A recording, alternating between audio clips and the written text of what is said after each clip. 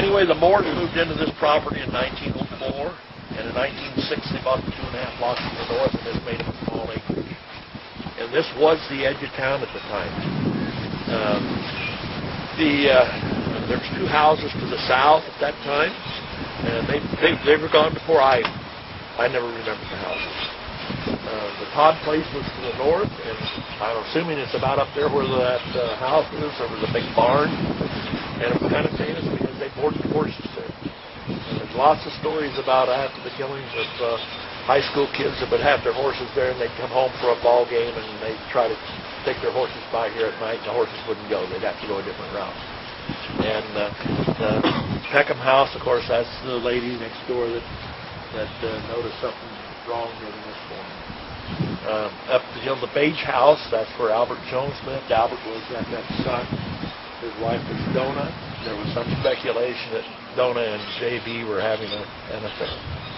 And anyway, that was pretty much speculation. There was also speculation that J.B. was having an affair with Lisa, and that was F.F.'s daughter, who never married that year, went to New York after the killings, only returned on brief occasions. The Brannons bought this property, and I'm getting ahead of myself, I'm sorry. The first people to live in here after the killings was a family by the name of Geisman. Now, the Geismans were local Williston people, but they went to Montana to homestead in 1911. And this happened in 1912. In 1913, while Charles Moore died, that was J.B.'s father, lengthened the settling to the estate. So in 1914, Ross Moore, J.B.'s brother, put a sign on the house that if you'd agree to either rent or buy the house, you could live in it for 6 months free rent. And the Eastmans came back from Montana with John Lally and the 3 daughters, and I imagine they were penniless, and they moved into the house. Now, John stayed in the house one night. The next day, he fixed up a room in the barn here. And he spent the rest of his nights in the barn the time they lived here. And they lived here until 1927, from 1914 to 1927. He died in 1927. When he died, Allie moved south of town, and she rented the house out then for 20 years. And in that 20-year span, the Millers lived here 6 years. Homer Rittner lived here 1 night. Everybody else was in between. In 1947, then, the Brannons bought the property. They tore all the outbuildings down.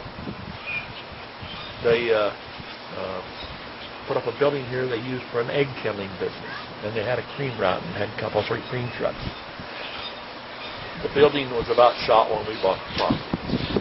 But anyway, the Brannons are the ones that modernized the house. They put the plumbing and electricity and that in the house. When the Brannons had it for about 15 years, and they lost it in a divorce, and it became a rental property again. And it was a rental property then through the 60s. In 1972, the Sprague family bought the house, and they modernized it again. They went the modern route. We bought it strictly for the historical part of it. I didn't even know what a paranormal investigator was. And I've become acquainted with quite a few of them since then.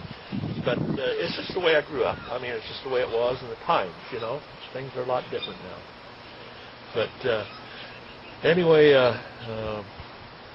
the house has been really a pleasant thing to have. It's just been a lot of fun to have it. We had almost a disaster here 3 weeks ago on Thursday night. One of the lamps exploded. We have had probably 8 or 10 that I can think of the lamps just shooting flames out of the top, just like it was almost like a blowtorch. And I really kind of, you know, I didn't think, I wasn't that much afraid of it until this one that broke the base, and it caught a fire in the north bedroom upstairs. And of course, instantly the blanket over the mirror caught on fire, and we were just lucky it was in that room, because that room had the old sheetrock that was about this thick, you know, just plain cement with horsehair in it and that sort of thing. The fire went up from the south side of the room. It went over to the north side, and it melted the window shade and the curtains. They were just, the heat was, just hot enough. We had a group of people here that just took the matter into their hands. They came out here, they got water and stuff, and they put the fire out in just a matter of a few minutes. There's nothing in there as long as the boards that we know of.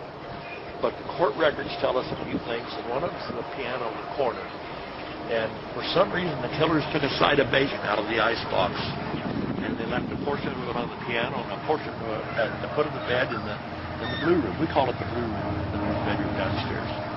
And a lot of speculation about the bacon. But I think the most logical thing is, I think the biggest fear that a criminal had back then was getting tracked down by bloodhounds. And I think they took the bacon and rubbed on their feet with handbrake. And that was kind of a thing of the time, to probably try to deter the hounds.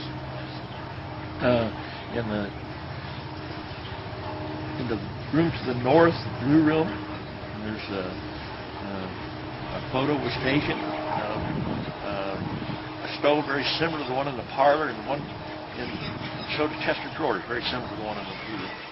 And beside it was the axe, and that's they're not sure that was where the axe was found, but they're sure that it was found in that room. But they said it there. So but for sure it was found in that room.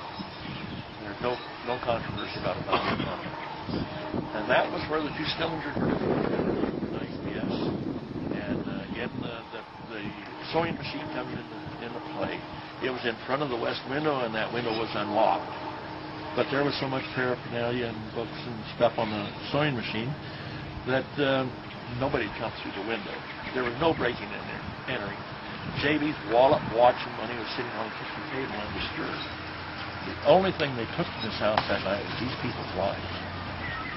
Now, when you go upstairs into the bedroom, the first bedroom upstairs, that's where Sarah and J.B. was. And J.B. was the only one killed with the sharp edge of the axe. All the rest of them were killed with the flat edge or the blunt edge. And so they were blunted. There was, in between the two rooms there's a little door that goes into a closet, and there's a door behind the closet, into the attic above it. And that's kind of the, people feel that maybe is where the killers came in and did. In the south bedroom, there was axe marks on the ceiling there also.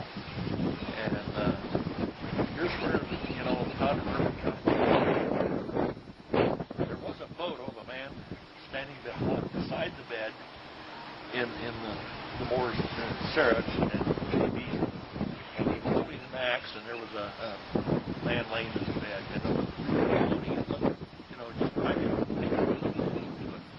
And then a letter emerged, a man from Leavenworth, Kansas, that they sent up here to the penitentiary to pick up finger marks. And he got off the train down here, and when he announced what he was here for, he was a little deaf, talked a little funny, I think a little different. I think they thought he was some sort of a nut. There's 1912 of finger marks in 1925 before they were even common, And so he never got a chance to pick up one. But he did figure the angles of the accident. And he sent a 5-page letter to Havner, the Attorney General, that the killer had to be left-handed by the angles of the axe marks and the way the marks. I don't think Havner, the blow was bad enough for the community if they were killed in their sleep, rather than, a 6-7-year-old trying to get away. Anyway, when we bought the house in 1994, we didn't buy it for anything paranormal. I said, we ought to buy that house and restore it. We shouldn't let it be torn down. And Martha said, Darwin, don't do it. Don't go there. There's too much controversy in town. And anyway, I don't know. I think I was drawn to the house. I would leave the museum. It had a for sale sign on it, and went by it several times. And when I was have you stayed in it since you bought it? No. No, I haven't. And I don't know. We've been here. When the first paranormal investigators came and investigated the house, I thought I had to be here every minute. Because, I don't know why. I just thought I had to. And Then I found out I didn't have to. They got along just fine without me because I didn't know anything anyway. And this lady came in with this little girl just kept tugging at her mother, wanting to go into the dark room, into the parlor room. And I just couldn't understand this little girl wanting to go into the dark. Because, I couldn't think I ever wanted to go in a dark room when I was a kid, But anyway, it kind of bothered me, and I went on a little longer that night. A few more groups went through, and then there was a little boy. He did the same thing. He just tugged at his mother to go in that room. And there was a psychic sitting across the table from me. And I asked her, I said, what's the deal with the little kids? Why do they want to go in that dark room? Oh, she said, Darwin, they're so young, their minds are open, they just see the more children, and they just want to go in there and play. No, I can't buy that. It happened again that night. And then I watched children. And it's just amazing what little children